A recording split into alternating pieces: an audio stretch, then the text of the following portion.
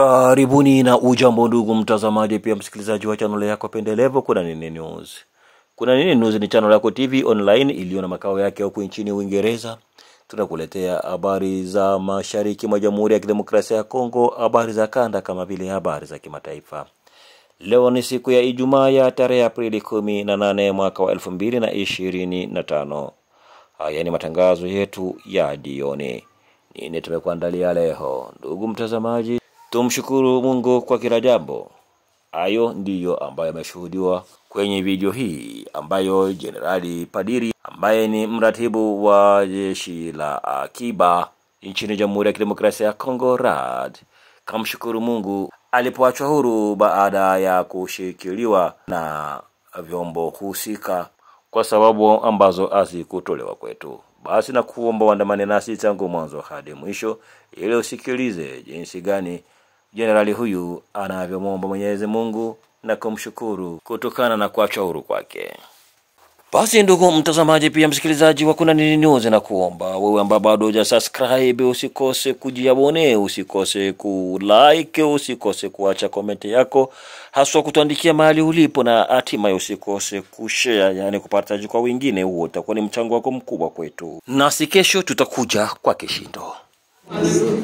Bwana wa mabwana, mfalme wa wafalme, amen, mtukufu wa watukufu, amen, muweza yote unayekaa juu mbinguni, amen, ulimwengu wa giza na wa mwanga ni chini ya mamlaka yako, amen. Mtakatifu, mimi kitu bure ambayo uligeuza kuwa kitu cha lazima machoni kwa watu, niko kwa magoti mbele ya watumishi, mbele ya wachakazi, mbele ya watoto, mbele ya wazee ambao walikuja hapa kuniombea kwa magumu iliyonipata. Walikataa vyote ili wakulilie uniache. Na kama mimi nakutana nao Mungu, sina malipo ya kukupa. Ingelikuwa heri uchukue roho yangu, unitumie tu kuwa chombo chako kwa